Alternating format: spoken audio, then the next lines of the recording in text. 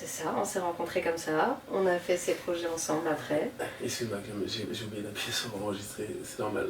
Et donc, tu n'as pas enregistré tout ce que tu viens de faire? Ouais. Ah. C'est pas grave. C'était comme bien ça, je la pour fais. toi. Ouais, j'étais assez content, je t'avoue. Je t'ai dégoûté.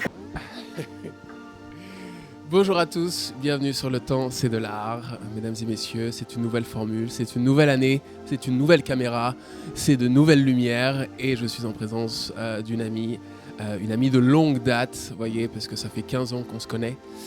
Et je vais vous raconter un petit peu comment on s'est connus et puis l'évolution de notre relation et comment on s'est retrouvés. Je l'ai retrouvé sur M6 un soir. Alors je vous explique, on s'est connus à Saint-Michel dans les arènes, vous les connaissez, il y a beaucoup de groupes de salsa, ce genre de groupes de danse qui passent là-bas, mais il y avait aussi à cette époque beaucoup de musiciens, à notre époque, qui venaient, voilà, c'est des personnes qui voulaient juste se réunir pour le plaisir de chanter, de se retrouver, de partager de la musique. Et un beau soir avec mon ami Vrooks, il était à la percu, j'étais à la guitare. Il y a beaucoup de groupes, beaucoup de gens qui chantent, beaucoup de gens qui font de la percu, beaucoup de gens qui font beaucoup de choses. Et malgré ça, j'ai réussi à discerner, à entendre cette voix comme ça, cette voix qui m'a appelé, qui m'a attiré. Et c'était la voix de Clem que je vous présente. Clem, comment tu vas ? Ça va bien. Laisse-moi Très finir ton introduction, s'il te plaît. Donc voilà, on a fait plein de choses ensemble, dont quelques chansons. Malheureusement, il n'y a rien que vous puissiez écouter pour le moment, parce que ce n'était pas encore à l'époque des réseaux. Mais je vous ferai écouter quand même quelque chose sur ce podcast, parce que ça vaut le détour. J'afflige mon âme des humeurs difficiles qui m'aident à combattre en moi et mes souvenirs. Elle me rappelle encore, me rappelle encore, me rappelle encore, moi et mes souvenirs. Et ensuite, voilà, ce qui s'est passé, c'est que bien sûr, on a chacun pris des chemins différents.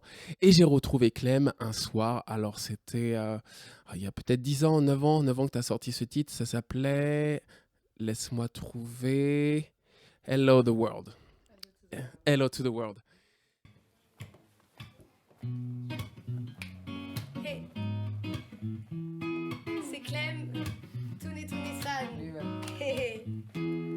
Le temps qu'on se demande si on partait, si on changeait, on pas savoir et attendre d'avoir des regrets, de se retourner.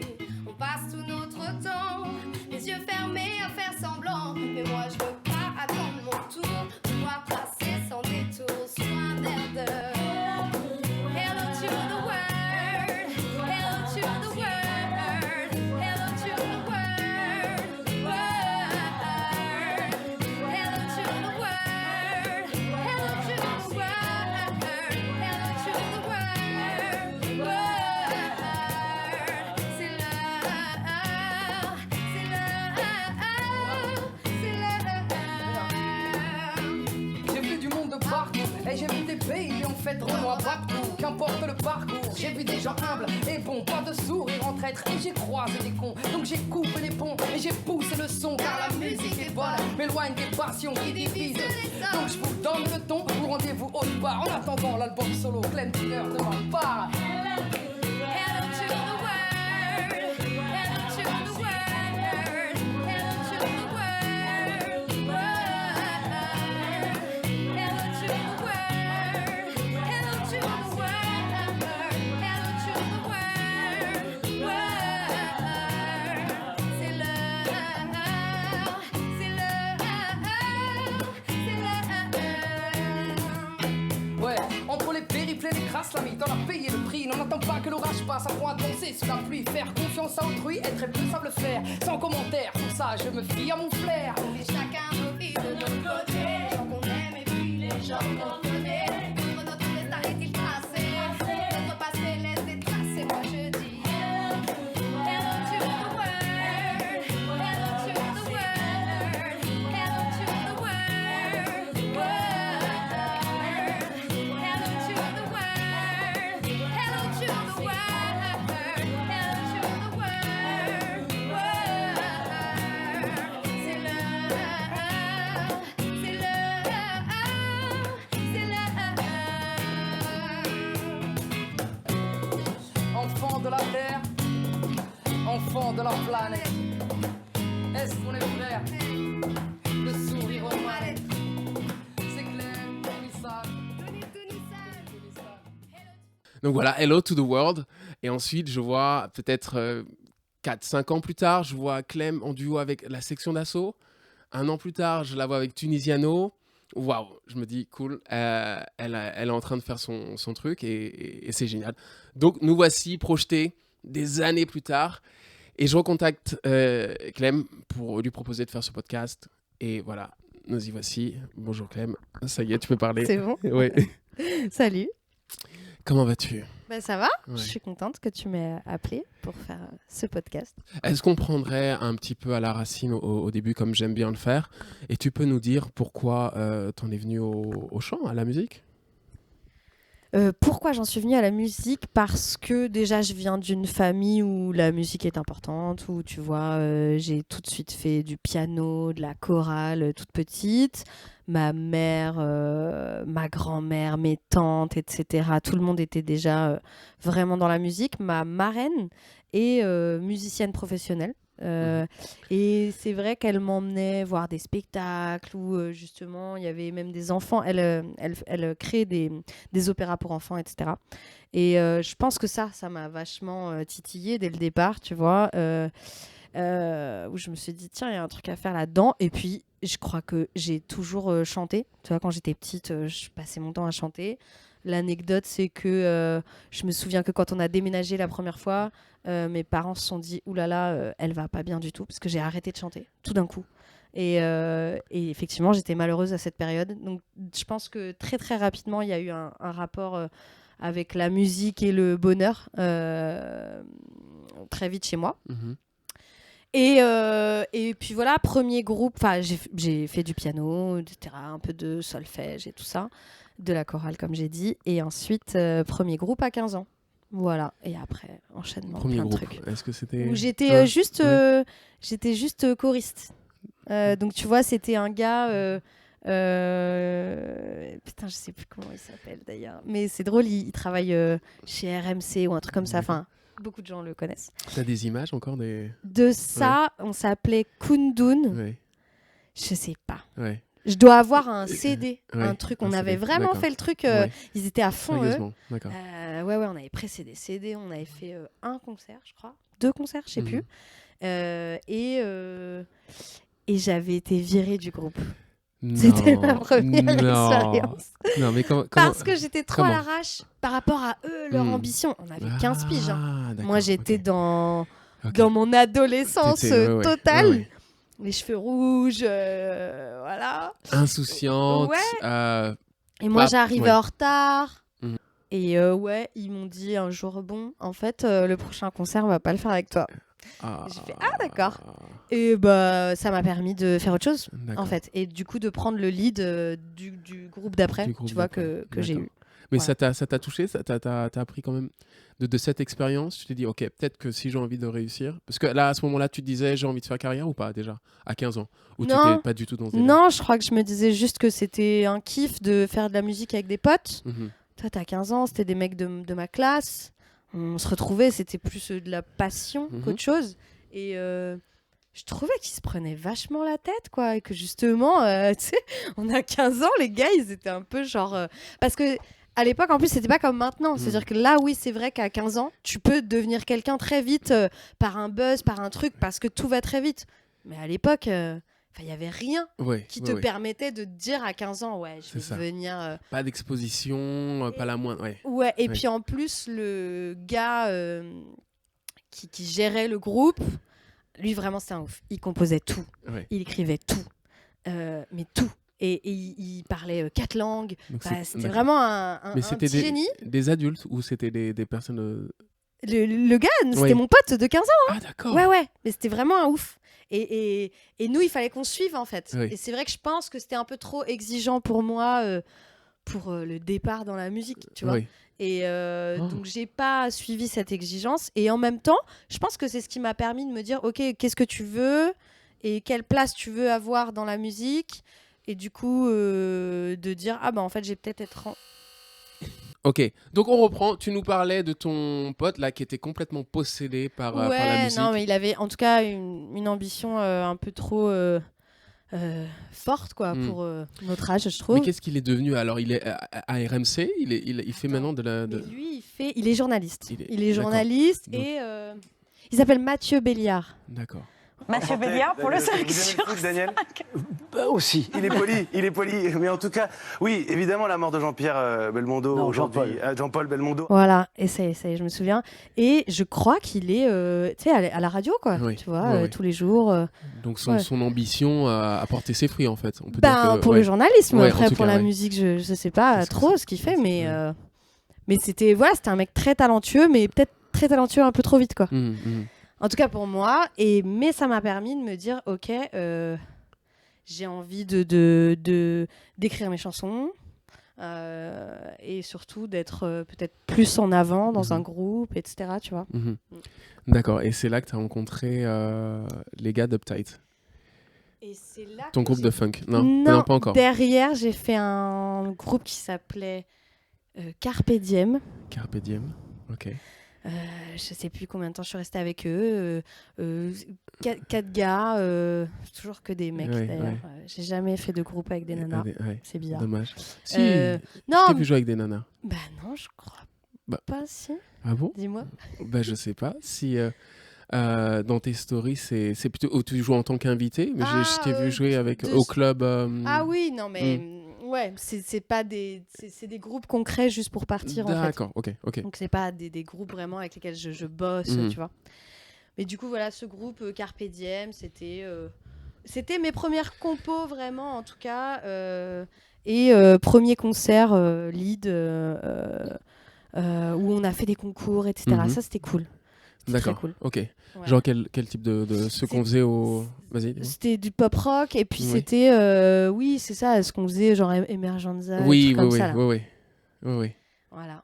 D'accord. Ok. Donc ça. Donc il y a eu ce premier, ce deuxième, Carpe Diem. Et là, tu étais en lead. On Ouais est d'accord. ouais mais oui ça a pas duré très longtemps je sais Ouais. plus pourquoi mais j'étais quand même vachement jeune encore D'accord. et ensuite du coup le groupe de funk. Mhm. Alors c'est drôle le funk c'était pas du tout mon truc. Oui. Oui.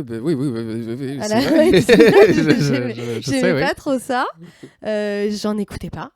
Mais je trouvais ça hyper intéressant d'être avec beaucoup de musiciens d'un coup. Parce Ouais. qu'il y avait quand même... Parfois, on était 10 Ouais. avec des Je cuivres me et souviens. tout.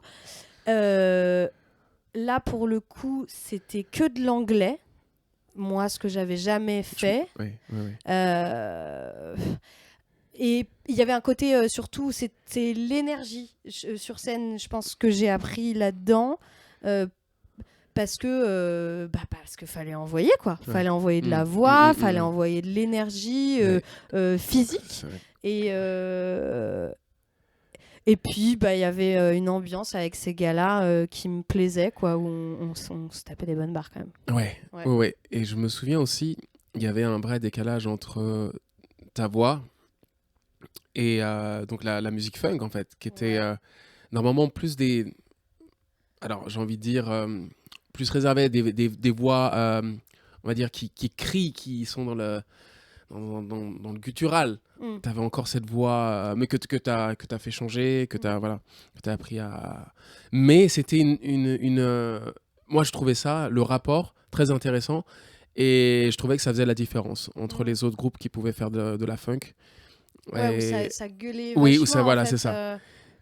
Et ouais. t'avais plus cet aspect, tu ramenais plus cet aspect mélodique et posé, mais tout en gardant cette énergie que tu as toujours eu, que on te connaît pour ça aussi, cette énergie.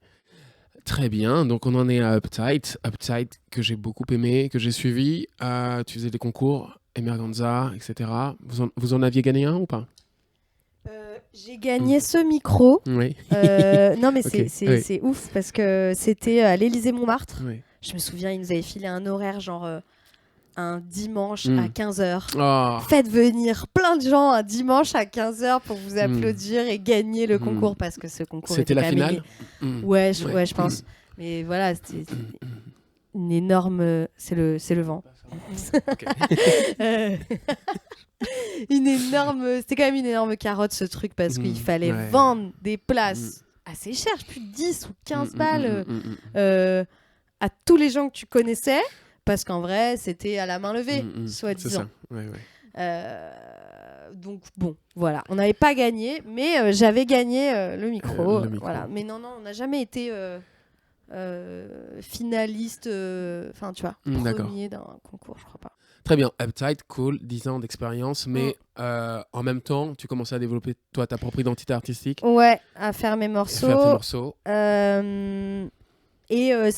C'est pour ça que j'ai quitté Uptight parce que du coup j'ai rencontré ce qui sera mon seul et unique manager que j'ai eu d'ailleurs de ma vie. Et pourquoi je l'ai rencontré déjà, je sais plus, une connexion, machin, on a fait un son ensemble et au final...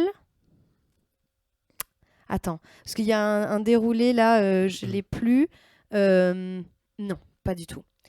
Je commençais à retraîner avec des gars de mon lycée, notamment Wisla, qui est un beatmaker, qui a fait beaucoup de sons pour la section d'assaut, et Renaud Rebillot, qui est Monsieur Sassem, que tout le monde connaît aujourd'hui, qui fait les sons d'absolument toute la Terre. D'accord. Et ces deux gars-là étaient dans mon lycée, je les connaissais très bien à l'époque, et Waouh. je sais plus pourquoi je reconnecte avec eux, mais Wisla me dit j'ai un studio à République, viens voir, voilà. On n'aurait pas enregistré un titre là-bas? Je Ben crois que j'y suis si, allé. ouais, t'as été, ouais, ça, tu sais, petit sous-sol. Est-ce que tu as ce titre? Parce que j'ai enregistré, je me souviens, j'ai posé un Ok. rap, mais j'ai jamais eu la version finale. T'as posé un rap. Ouais. Mais tu chantais dessus, Mais il me semble. c'était un son à moi ou Je c'est pense toi que qui avais c'est- composé? Non, c'était toi, parce que moi, je ne vois pas comment j'aurais pu atterrir ici, en fait. Je vais essayer. Franchement, Tu je crois peux essayer de retrouver? je crois que je dois avoir. Parce que je crois que j'avais écrit un bon truc. Ouais, c'est Dans ma tête, j'étais là, oh cool, putain, j'ai hâte d'entendre. Mais j'ai jamais entendu. ouais, c'est possible. Tu Donc, ouais. connais dans la musique le nombre de trucs que tu fais et que Ouais. tu sortes pas, Et tu vas pas au bout. Ouais, c'est dommage. Mais du coup, ouais, ce studio à République, qui Ouais. était un J'enlève bon mes studio, chaussures, je me hein, chez souviens. moi, Vas-y, tu vois, je me mets à l'aise. Mais je crois que ça se voit pas, Ouais, de toute après. façon. Ah bah si, là, ça Ouais, se voit voilà, maintenant. là, ça se voit. Donc ouais, je vais dans ce studio et je commence à traîner là-bas en fait. Hein. Et en fait, je vois que dans ce studio, il y a quand même plein de rappeurs Ouais. qui passent. Moi, j'écoutais un peu de rap, mais pas tant que ça. Enfin, Non, il me semblait que t'étais quand même bien, si j'étais genre... hip-hop. t'étais une- Ouais, si. Ah Je devais ouais, écouter que ça alors peut-être. T'étais Ah ouais. grave, je me souviens. Ouais, Ok, ouais, ok. ouais, ouais. Bon, bah, tu vois, j'ai écouté Ouais, que ouais. ça. Si, mais de toute façon, j'ai toujours écouté la même chose. Hein. Du rap, du Ouais. dancehall, Ouais, de la soul, ouais, et c'est du ça. hip-hop. Voilà. Mhm. C'était pas très... D'ailleurs, je me souviens, t'essayais de me faire découvrir des trucs. Ah ouais. Et moi, j'étais quand même assez fermée. Si, je me souviens que Musicalement, je t'avais quoi. fait écouter de Stevie Wonder, mais un album, tu sais, genre, c'était pas les trucs connus de Ouais, Stevie. ouais. Et je me souviens que t'avais fait, waouh, putain, c'est Stevie Wonder. Et j'étais trop content d'avoir fait découvrir cette facette de Stevie Wonder. Ouais. Tu m'étonnes. Voilà. Maintenant, j'en chante beaucoup. Des Ah ouais chansons Ah ouais. Stevie. Ah bah ouais, c'est clair. Ouais, non, les gars là, forcément. Ouais. D'accord, donc tu te retrouves avec ces gars et tu fais un peu de son. Et je fais des sons et ben Wisla il est hyper fort, Renaud de ouf. Et voilà, et on compose des trucs. Je fais venir des gens. Je pense à Thomas Rossi. Il y a un mec qui s'appelle Gor Safara, qui est un mec avec qui on a fait vraiment un projet tous les deux, qui lui donc est un chanteur rappeur. On a fait peut-être 5 titres ensemble, vraiment très cool. Mais la collaboration était compliquée et on n'a jamais sorti ces sons-là. Mince. Mais en tout cas, dans ce studio, j'ai du coup rencontré un mec comme Mister You, comme La Crime, du coup, et bah, toute la section qui venait poser leur son. À l'époque, ils étaient en train de faire l'écrasement de tête. D'accord. Je crois le tout premier, là. D'accord. Celui avant qui. Avant Vas-y, dis-moi. avant l'école des Les Branditos. voilà, c'est ça. Ils étaient là-dessus. Et moi, ça colle vachement avec JR parce que parce que ça traîne en fait. On traînait, moi je traînais. Il n'y avait pas de meuf, de toute façon. Il n'y avait pas de meuf. Et du coup, moi, j'étais là et ces gars, ils me faisaient gaulerie, quoi. Le Fa, super gaulerie. Oui. C'est pas Pourtant, celui que l'un j'ai des vu plus le plus. sérieux dans sa manière de rapper. Dans Ouais, ses ouais, textes, c'est marrant. Lui, il est plus grave, mais il est donc délire à côté. Genre super. Pour moi, c'est le plus fort. Hein, oui, Fa. c'est Il le est vraiment très fort. très fort. Mais en tout cas, voilà, moi, ça collait humainement parlant avec JR. Voilà, on se tapait des barres. Et puis, et Gims, bah, musicalement, hein, le gars. Il chantait déjà à ce moment-là. Il chantait. Il chantait pas comme il chante là. Mais il poussait la chansonnette. Ah, il chantait. Ouais. Non, il chantait. Il a toujours eu un truc incroyable. Et puis surtout, une créativité comme jamais j'en avais vu, quoi. D'accord. Le gars, il arrivait, il sortait son téléphone, il avait genre, je sais pas combien de mémos vocaux. Ah ouais, j'ai fait ça. Attends, je te fais écouter ça. Nanana. Tout le temps, et ils sont 1000 dans sa tête. Ok. Donc, pur. D'accord. Ouais. Ok. Et qu'est-ce qui s'est passé? Juste un jour, je crois que c'est Gims qui m'appelle et qui me dit, je sais plus, c'est Wisla ou je sais pas, ouais, viens, on a besoin d'une voix de meuf. En fait, je crois qu'ils avaient fait poser une meuf pour l'école des points vitaux. Oui. Et en fait, ils voulaient pas le faire avec cette nana-là. Ou ça le faisait pas, je sais pas. Ouais. Et du coup, je suis venue et j'ai refait. On s'est retrouvés chez Adama, Barack Adama. Chez lui, je crois. Qui est le producteur de Watibi? Non, qui est un des gars, un des gars de section d'assaut. Barack Adama. Ok. Non, tu vois. Ouais, ok. Et on est tous là-bas, vraiment chez lui, en mode famille. Je crois, D'accord. Peut-être c'était chez ses darons, j'en sais rien. D'accord. Et ok, d'accord. ouais, et c'était drôle et on a bossé en fait le son donc qui s'appelle Rien ne t'appartient. Tout est voué à l'échec. Les belles villas, les grosses caisses, 6 pieds sous terre, rongés par les vers. Tout est voué à l'échec, quel que soit ton style de vie, enfoui sous terre, même tes... Et ils m'ont dit ce qu'il fallait que je chante, etc. Machin. Et après, il y a eu le titre Tu l'as fait pour elle, qui était produit par Renaud. C'était là pour... Oui. T'es là pour elle, t'as tout plaqué, c'est mort. Ton cœur s'est fait tacler, t'es fait, J'avoue. t'es cuit, Recuit. tout ce que t'as fait. Tu sais, tu l'as fait pour elle, même si ça te laisse des séquelles. Hein, et voilà, on a bossé ça vite fait. Et toujours tout très à l'arrache. Hein. Ouais. Tu vois, un jour pareil, il m'appelle ok, c'est le moment, il faut venir au studio, machin, donc faut être dispo, genre là. Ouais. Tu faisais quelque chose à ce moment-là? Je sais plus, mais je sais que j'étais pas très bien. Ah ouais physiquement, je sais plus. Je me souviens que ça allait pas, mais en même temps, je pouvais pas dire non. C'était et en plus. Quand il m'appelle, je sais pas que c'est le moment où on va enregistrer le titre qui sera dans un album qui va sortir être acheté par des milliers de gens, tu vois. Ils me disent rien, les gars. Oui. Ouais, viens à tel endroit. Oui, parce qu'en fait, ils enregistrent plein de titres et puis ils ont dû faire une sélection ensuite. Et puis un jour, ils disent ok, bon, cette version-là, elle est bien, on la mixe et puis c'est bon. Oui. Quoi. Et bon, bah moi, je viens. C'était pas très facile parce que c'était pas mes potes et en même temps je les connaissais un peu mais j'étais pas hyper à l'aise en fait, je me sentais pas ils avaient pas la notoriété qu'ils ont du tout aujourd'hui hein, donc j'avais pas non plus ce truc genre je suis avec des restas et tout, tu vois. D'accord. Mais plus là je me sentais vraiment petite quoi, tu sais un peu petite. Je me disais c'est trop cool ce qui m'arrive mais en même temps je me rendais pas compte de l'impact que ça pouvait avoir. Donc, je sais pas, il y avait une espèce de... Bon, j'y vais un peu à l'arrache comme eux, ils sont à l'arrache. Et en même temps, ça met une pression de dingue. Ça met une pression de dingue parce que j'étais pas très à l'aise, quoi. J'étais pas très à l'aise. Pourtant, c'est des gars qui sont très cool dans la vie de tous les jours et qui me mettaient à l'aise. Mais eux, tu sais, c'est comme t'arrives, les gars, ils sont... je sais plus, 6, 7, ils se connaissent depuis qu'ils sont tout petits. Et toi, t'arrives, t'es une meuf, et Je crois qu'ils sont tous musulmans, mais il y avait un délire aussi un peu où, bah, tu vois, quand moi j'arrivais, par exemple, on se faisait jamais la bise. On se serrait la main. Petit check, une poignée de tu main, vois, d'accord. Il y a un truc que moi je connaissais pas, en tout cas. Qui était pas Et dans je tes sentais habitudes. que j'étais une meuf. Pour la Ouais. première fois, je sentais que j'étais pas juste une chanteuse, j'étais quand même une meuf, quoi. Je sais pas comment te dire. Oui, non, ok.